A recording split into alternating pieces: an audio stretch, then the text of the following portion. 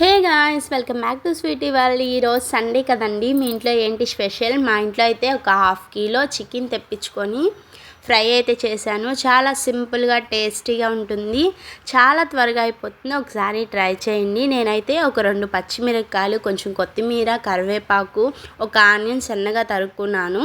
అలాగే స్టవ్ మీద ప్యాన్ పెట్టుకొని పచ్చిమిర్చి, కరివేపాకు, ఆనియన్ వేసుకొని బాగా వేపుకోవాలి.